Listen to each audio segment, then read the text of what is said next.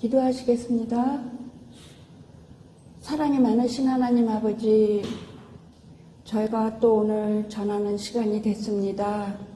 하나님 아버지, 고백하온데 저는 너무 나이가 많아 하나님 말씀 알기에 늘 지혜가 부족합니다.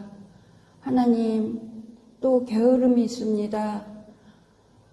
하나님 알기를 청년과 같은 마음으로 게으름을 없게 살 수 있도록 이끌어 주시고 하나님을 우선으로 사는 삶을 살 수 있는 저희들로 이끌어 주시옵소서. 예수님 이름 받들어 기도드렸습니다. 아멘.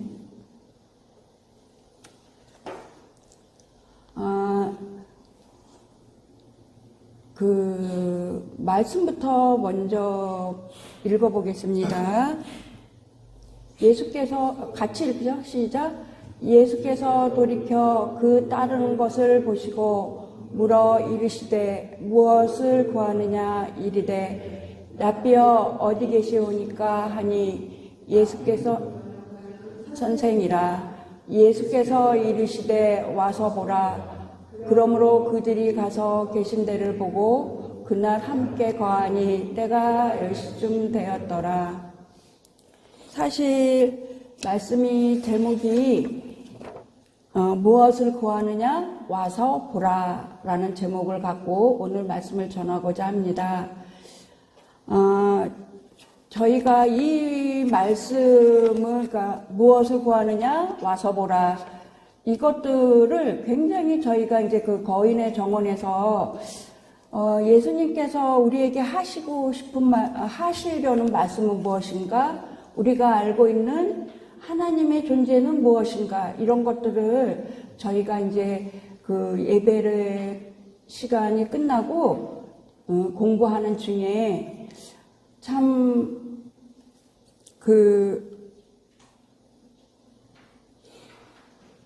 어려움이라 그러나요? 아니면 저희가 다 이제 성경을 좀 안다고 생각하는 가운데서 막상 이제 공부하는 시간이 될 때는 하나도 저희가 몰랐다는 고백이 더 많이 나오게 됩니다.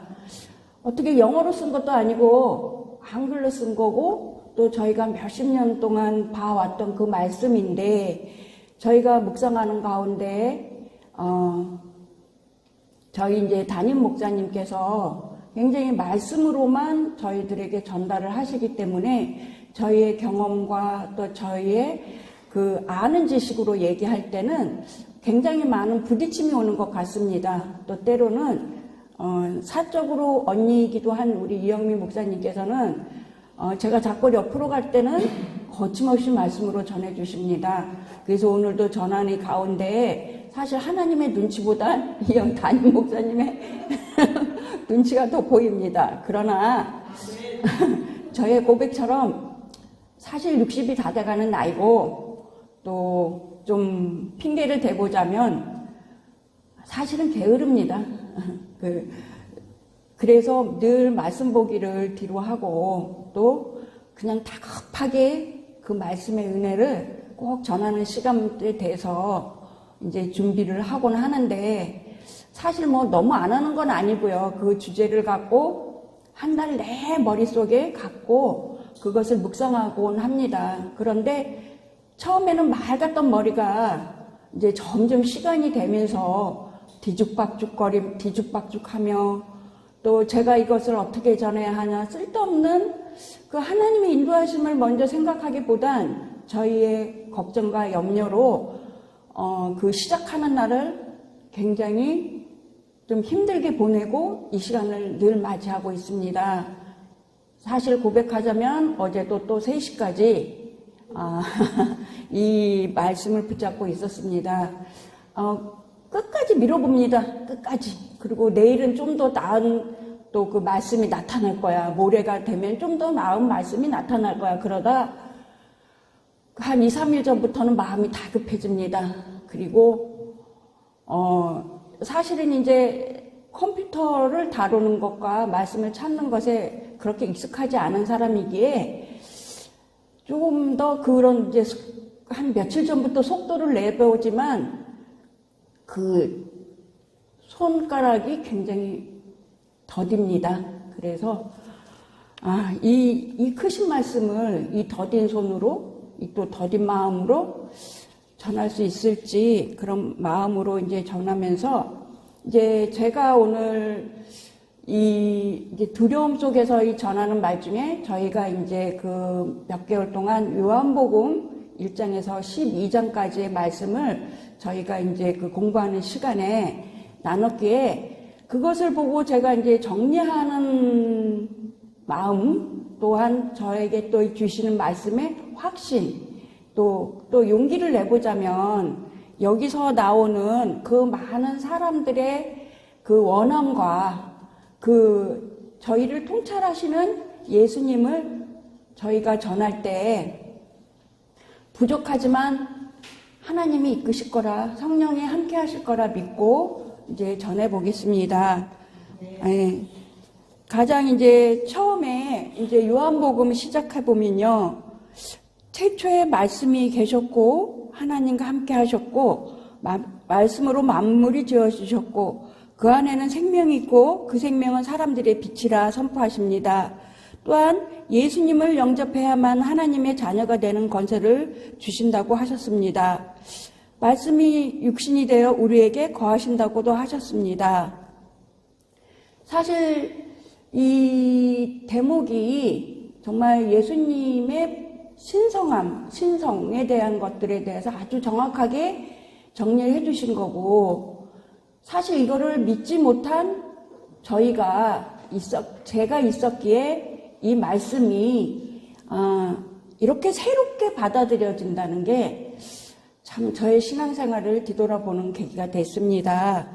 여러분들은 그 예수님이 태초에 계셨고 또 말씀이셨고 말씀으로 지으셨고 생명이 있고 또 사람들의 빛이라 믿어지십니까? 믿어지시니 정말 감사합니다. 그래서 이제 사실은 그렇게 이제 선포하시고 나서 이제 짜잔하고 나타나는 이제 요한이 있습니다. 요한은 정말로 굉장히 담대한 사람 같습니다. 우리는 이렇게 옆에서 계셔 주신 그 말씀을 갖고도 전하지 못하는데 그 요한의 그 예수님을 증거하는 그 말씀을 보면서 이게 정말 우리가 왜 하나님을 알아야 되고 또 우리를 이 자리에 세우시고 또 주님을 믿는 자로서 세우신 것은 하나님을 증거해야 되는 자로 우리가 알아야 된다는 것입니다. 사실 우리는 그 증거이기보단 증거를 의심하고 또 유대인과 같이 그것들을 자기의 생각과 자기의 신념으로 많은 것을 늘리고 살았던 것 같습니다. 그래서 저는 여기서 이제 정리되는 대로 그 말씀을 보자면 전하는 요한의 입술에서 이렇게 말을 합니다. 빛에 증거하며 빛인인 예수님을 증거합니다. 그 소리를 들은 유대인들은 요한에게 제사장과 레위인들을 보내어 요한이 그리스도인지 엘리야인지 선지자인지에 대해서 묻고 아니라 하고 자신은 강야에서 외치는 자의 소리라며 자신을 낮추고 그리스도를 부각시켰습니다.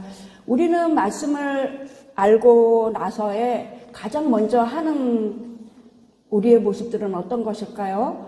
아마 우리는 의인이 된 것 같은 착각과 또 그 말씀에 대해서 깨닫지 못한 사람들에 대해서 정죄하는 모습으로 아마 그 말씀을 우리가 비춰지진 않았을까 하는 그런 이제 저의 회개가 있었습니다.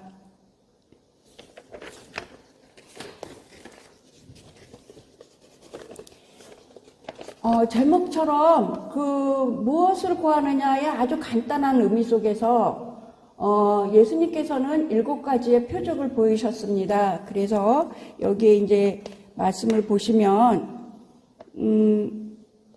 첫 번째 표적으로는 첫 번째 표적은 무엇이었죠? 저희가 알고 있는 물이 포도주가 되는 사건, 그리고 그것을 예수님의 신성을 나타내신 가장 첫 번째 표적이었습니다. 그리고 두 번째 표적으로는 왕의 신하가 아들을 치유한 왕의 신하의 아들을 치유한 두 번째 표적으로 예수님의 신성과 그 믿음을 보는 그 말씀 같습니다. 그래서 말씀을 읽어보겠습니다. 요한복음 4장 50절에서 예수께서 말씀하시되 가라 내 아들이 살아있다 하신대 그 사람이 믿고 가더니 내려가는 길에서 그 종들이 오다가 만나서 아이가 살았다 하거늘 그가 그 낳기 시작한 때를 물은즉 어제 7시에 열기가 떨어졌나이다 하는지라 아비가 예수께서 내 아들이 살았다 말씀하신 그때인 줄 알고 자기와 온 집이 다 믿으니라. 예수님은 두 번째 표적을 보이셨습니다. 이것을 너무나 아들에 대한 그 죽음이 다가오는 그 아버지의 그 염려와 걱정으로 정말 예수님께 매달릴 때 예수님께서는 뭐라고 말씀하셨죠?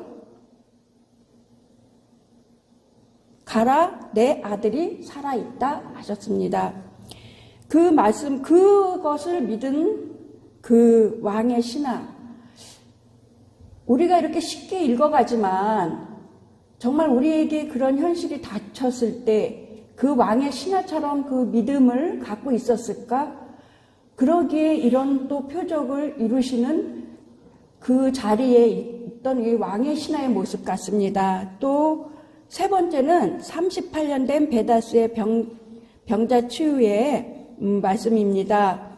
5장 6절에서 보면 예수께서 그 누운 것을 보시고 병이 벌써 오래된 줄 아시고 이르되 내가 낫고자 하느냐 예수께서 가라사대 일어나 내 자리를 들고 가라 하시니 그 후에 예수께서 성전에서 그 사람을 만나 이르되 보라 내가 나았으니 더 심한 것이 생기지 않게 다시는 죄를 범하지 말라. 그 사람이 자기를 고친 이는 예수라 하니라. 이거는 잠깐 그 말씀에 대해서 제가 요약문처럼 이렇게 정리를 했습니다.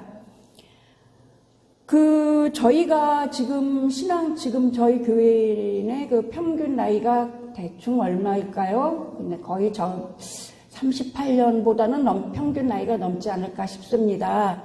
그런데 저희의 모습은 어땠는지요? 우리가 신앙생활에서 이렇게 이 자리에 이렇게 일으켜 세워주신 그 하나님이 이 표적이란 말한 그 속에서 저는 저희의 모습을 보게 됐습니다.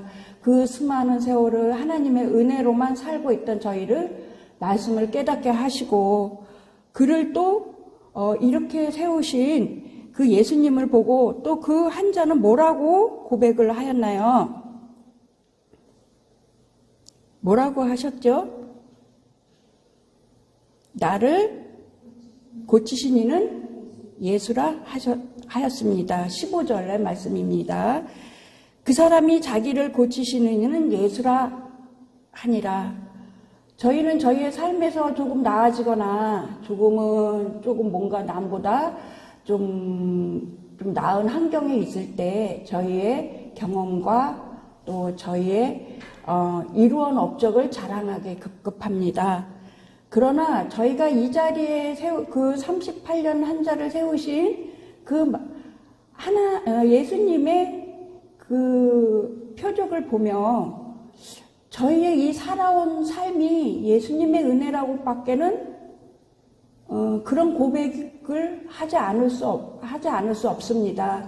다른 사람들이 내세우는 그런 모든 그 자기의 자랑이 우리는 말씀을 찾다 보니 그저 예수님의 은혜로 저희가 살았음을 저희가 또한 고백해 봅니다.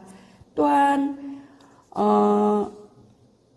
오병이어로 5,000명을 먹이신 네 번째 표적에서 그 표적을 계속 보이시니까 사람들은 끊임없이 이제 모이게 됐고, 또 그런데 6장 5절에서 보실 때 예수님께서 눈을 들어 큰 무리가 자기 오는 것을 보시고 빌립에게 이르시되 우리가 어디서 떡을 사서 이 사람들로 먹게 하느냐 하시니 6절에 이렇게 말씀하시는 친히 어떻게 하실 것을 아시고 빌립을 시험코자 하심이라. 빌립이 대답하되 각 사람으로 조금씩 받게 할지라도 200데나리온의 떡이 부족하리다. 이렇게 말씀을 했습니다. 지금은 누구의 믿음을 보는 거죠? 빌립. 저희의 그 교회 수가 작다 많다 우리의 눈으로 보는 것을 저희는 이 말씀을 통해서 우리가 표적을 보여야 우리 이 교회 안이 꽉 찰까요? 사실 뭔가 막 그 외부적인 그 많은 것들을 보여줬을 때 사람들은 몰려오기 시작합니다. 그러나 우리 교회는 말씀으로서만 세워지는 교회이기 때문에 그 어느 곳에 있는 그 성도들보다 저희 교회 성도들의 그 말씀의 우수성을 늘 감탄하고 저는 갑니다. 또 저에게는 또 자극적이기도 뭐라 그러나요? 저에게 도전도 또한 됩니다. 왜냐하면 그냥 슬쩍슬쩍 은혜로만 말할 수 있는 우리 교회가 아니기 때문입니다. 이 자리를 빌려서 우리 이영미 목사님 감사합니다. 그러니까 이제 또 저와 같은 그런 마음이 있습니다. 빌립이 이렇게 얘기하는 것을 듣고 잽싸게 베드로가 뭐라고 했는지 8절에 안드레가 이렇게 말을 했습니다. 8절 제자 중 하나 곧 시몬 베드로 형제 안드레가 예수께 여짜오되 여기 한 아이가 있어 보리떡 5개와 물고기 2마리가 가지고 있나이다. 그러나 그것이 이 많은 사람에게 얼마나 되겠사옵니까? 이 얘기를 하고 예수께서 이르시되 이 사람들로 앉게 하라 하시니 그곳에 잔디가 많은지라 사람들이 많으니 수가 5,000명쯤 되었더라 그랬죠. 이 오병이의 기적으로 이 사람들을 먹이셨습니다. 우리는 가끔 교회가 커지면 어떻게 될까 하는 고민들을 해봅니다. 그럴 때 그냥 피식 웃음도 나오고요. 또 새로운 그 주님의 또 용사들을 길러내는 우리가 또 교육을 받고 또 그들을 또 말씀으로써 우리가 서로 이끌고 또 나아가는 그 자리를 갈 때 과연 그러면 우리는 그 사람들이 올 때 지금 5,000명의 숫자가 아니라 사실 저도 이 교회를 다녀보고 신앙생활을 하는데 한 사람의 변화가 저 또한 그랬고요. 몇십 년이 될 수도 있고요. 그러지 못할 때도 있고요. 단 하루일 때도 있고요. 또 1년일 때도 있고. 그러나 우리가 요한처럼 예수님을 증언하는 자로서 그들의 그 시간을 말씀으로 이끌어낼 수 있는 그 훈련을 받는 중입니다. 이 훈련을 받을 때 저는 그 베드로의 그 안드레의 모습처럼 우리 백옥동 전도사님이 늘 이렇게 말씀하실 것 같습니다. 우리는 준비되어 있습니다. 어떻게 할까요? 라는 말로써 전하는 것이 우리 백옥동 전도사님이라고 생각합니다. 걱정하고 또 우리가 지금 있는 이 자리를 걱정하고 앞으로 우리들에게 다가올 그 성도님들에게 대한 영적인 그리고 주님을 알리는 것에 훈련받는 자로서 이렇게 준비되어 있다 말씀을 해주시는 것에 굉장히 위로를 많이 받습니다. 그러니 우리가 누구에게 말을 하고자 또 누구에게 전할 때 부정적인 얘기와 또 안 된다라는 얘기를 우선 하기보단 그 뜻을 하나님께 올리고 또 그것을 또 고민해 보는 그런 성도들로 하라고 이 말씀을 저에게 주신 것 같습니다. 또 5번째 표적은 이제 물 위에서 걸으신 그 표적입니다. 6장 18절을 보면 큰 바람이 불어 파도가 일어나더라. 제자들이 노를 저어 10여리쯤 가다가 예수께서 바다 위로 걸어 배에 가까이 오심을 보고 두려워하거늘 이르시되 내니 두려워하지 말라 하신대. 참 우리가 갑자기 아주 승승장구할 땐 상관이 없습니다. 그리고 믿음 생활도 좋을 것 같고 또 우리가 굉장히 말씀을 잘 전할 것만 같은데 우리에게 고난이 왔을 때 우리의 모습은 어땠는지요. 이 제자들도 예수님과 함께 있던 제자, 우리는 말씀과 함께 있는 우리의 모습, 그 속에서 이 제자와 별다를 게 있던가요? 그런데 우리가 조금 낫다고 할 수 있었던 것은 말씀으로 우리가 다시 우리를 정비한다는 것입니다. 여기서도 예수님이 나타나셔서 말씀하셨죠. 내니 두려워하지 말라 하셨습니다. 우리가 예수님을 전할 때 여기신 예수님을 전하기가 굉장히 힘듭니다. 그러나 주님이 주신 그 말씀은 항상 우리 옆에 있으니 우리의 흔들림을 말씀 속에서 우리가 위로받기를 원합니다. 또 여섯 번째 표적은 소경된 자의 추위입니다. 9장 1절에서 보면 예수께서 길을 가실 때 날때부터 맹인된 사람을 본지라. 제자들이 물어 이르되 라비여 이 사람이 맹인으로 난 것이 누구의 죄로 인함입니까? 자기니까 그의 부모이니까? 예수께서 대답하시되 이 사람이나 그 부모의 죄로 인한 것이 아니라 그에게서 하나님 하시는 일을 나타내고 하심이라.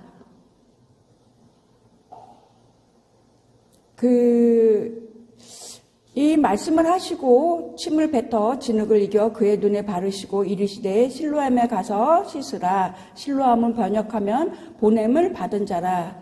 이에 가서 씻고 밝은 눈으로 왔더라. 라고 여섯 번째의 그 맹인에 대한 얘기입니다.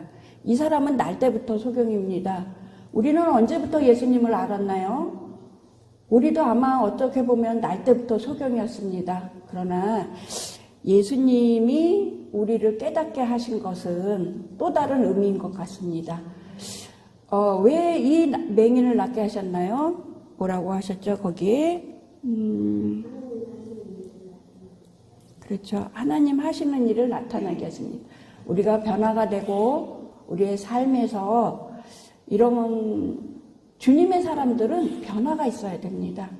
오늘도 내일도 변화가 있고 우리의 실수에 대해서 인정하고 또한 그런 것들에 대해서 우리가 맹인이었던 그 모습을 그 주님께서 그 진흙으로 발라주신 그 말씀으로 발라주셔서 우리의 눈을 뜨게 하셨습니다.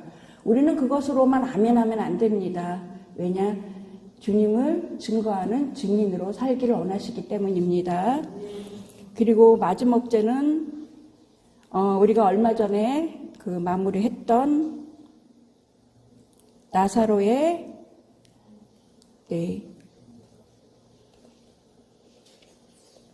일곱 번째는 나사로 소생의 이적인 일곱 번째 표적입니다. 11장 38절에 보면 예수께서 다시 속으로 비통히 여기시며 무덤에 가시니 무덤이 구리라 돌로 막았거늘 예수께서 이르시되 돌을 옮겨 놓으라 하시니 그 죽은 자의 누이 마르다가 이르되 주여 죽은 자가 나흘이 되었음에 벌써 냄새가 나나이다. 예수께서 이르시되 내 말이 내가 믿으면 하나님의 영광을 보리라 하지 아니하였느냐 하시니 돌을 옮겨 놓으니 예수께서 눈을 들어 우러러 보시고 이르시되 아버지여 내 말을 들으신 것을 감사하나이다. 항상 내 말을 들으시는 줄을 내가 아나이다. 그러나 이 말씀 하옵는 것은 둘러선 무리를 위함이니 곧 하나님 아버지께서 나를 보내신 것을 그들로 믿게 하려 함입니다. 또 이 말씀을 하시고 큰 소리로 나사로야 나오라 부르시니 죽은 자가 수족을 배로 동인 채로 나오는데 그 얼굴은 수건에 쌓였더라. 예수께서 이르시되 풀어놓아 다니게 하라 하시니라. 마리아에게 와서 예수께서 하신 일을 본 많은 유대인이 그를 믿었나니 라고 얘기했습니다. 저는 제가 죽었는지를 몰랐습니다. 말씀을 통해서 죄로부서밖에 죽을 수밖에 없던 저였는데 그 하나님의 은혜로 주님이 저희에게 다가오셔서 저희가 말씀으로 살 수 있게 영상을 얻게 해주신 그 하나님을 느껴질 때 이들은 육신에 죽은 것으로 굉장히 그 믿었던 자나 또 주의를 보던 자들이나 예수님에 대해서 굉장히 그 자리에 있었더라면 하는 그 모습으로 그 사람들은 자기들을 표현합니다. 우리가 죄로서 죽을 수밖에 없었다는 것을 인정하십니까? 이것이 인정이 되지 않는다면 우리가 주님이 또 오셔서 우리에게 주신 생명의 말씀을 받아들이기가 굉장히 힘듭니다. 우리가 우리의 죄를 생각하고 또 남의 죄를 생각하라 하지 않으셨습니까? 그것을 용서해 주시고 우리의 죄를 용서해 주신 그 주님이 또 우리의 죽을 수밖에 없는 생명을 살리신 그 생명을 깨달을 때 저희도 이런 불만이 있지 않았나 싶습니다. 왜 하나님 저희에게 진작 좀 와서 저희를 좀 진작 깨닫게 하시지, 이런 말들을 많이 하고, 그러나 깨닫게 된 지금이 우리에겐 굉장히 큰 영광을 볼 수 있는 자리라고 생각합니다. 뒤에 자리도 사실은 이제 몇 가지 그 니고데모나 또 사마리아 여인이나 이런 그 사람들이 원하는 그 예수님이 무엇을 원하느냐의 답에 그 원하는 상황, 또 그 예수님께서 주시는 상황들이 있는데 이것까지 하면 너무 길어질 것 같습니다. 이것은 요걸 또 다음에 제가 설교할 때 이것을 좀 더 깊이 묵상하여 전해보